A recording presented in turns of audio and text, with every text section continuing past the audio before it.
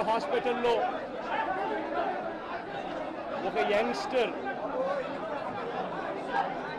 బహుశా 20-25 ఏళ్ళు ఉంటాయేమో తన పిల్లాడికి. ఆ 20 ఏళ్ళ పిల్లాడిని ఎందుకు నిర్దాక్షిణ్యంగా కొట్టారో కూడా తెలియదు. కేవలం ఎన్నికల్లో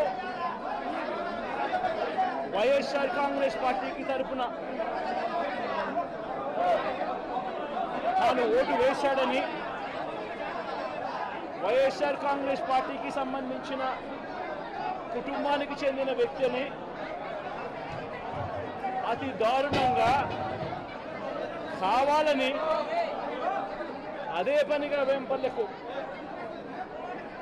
అదే పనిగా ఒక వెహికల్లో వచ్చి దారిలో పోతా ఉన్న పిల్లోడిని బైక్ ఆపి నిర్దాక్షిణ్యంగా కొట్టి హాస్పిటల్ పాలు చేస్తూ ఉంటే ఏం సాధిస్తూ ఉన్నారు?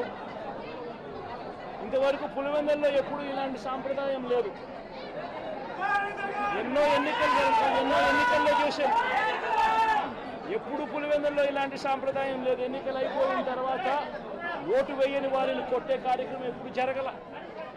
రాష్ట్ర వ్యాప్తంగా కూడా ఒక భయాందోళన వాతావరణం క్రియేట్ చేయడం కోసం అని రాష్ట్ర వ్యాప్తంగా ఇదే చేయిస్తూ ఉన్నారు దగ్గరుండి.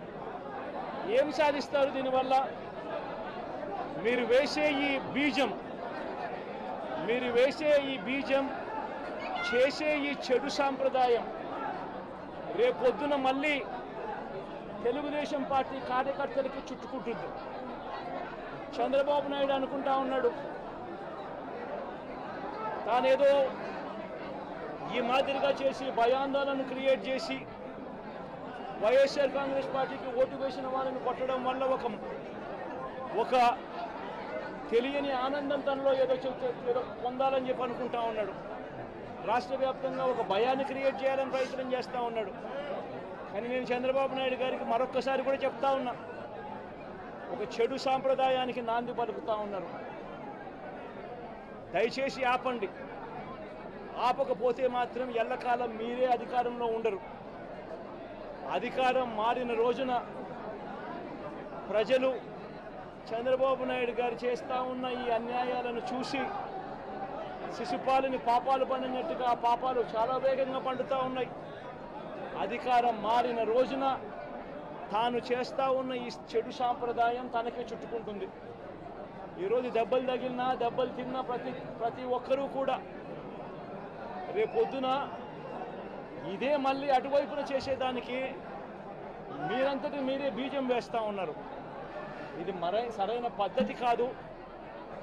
నాయకులుగా ఉన్న మనలాంటి వాళ్ళం ఇలాంటివి ప్రోత్సహించాల్సిన పని ఎప్పుడు రాకూడదు, జరగకూడదు. దయచేసి చంద్రబాబు నాయుడు గారికి ఇప్పటికైనా చెప్తా ఉన్నా, చంద్రబాబు నాయుడు గారిని హెచ్చరిస్తూ ఉన్నాను, మరొక్కసారి మళ్ళీ హెచ్చరిస్తూ ఉన్నాను, ఇది కరెక్ట్ సాంప్రదాయం కాదు, దయచేసి దీన్ని ఆపమని చెప్పి. ఇప్పుడు నిజంగానే ఒకసారి మీరు కూడా వెళ్ళి ఒకసారి చూడండి, ఒకసారి ఏం పాపం చేశాడు నా పిల్లోని, ఎందుకు కొట్టారు, ఏం పాపం చేశాడని కొట్టారు. Please subscribe Telugu politics.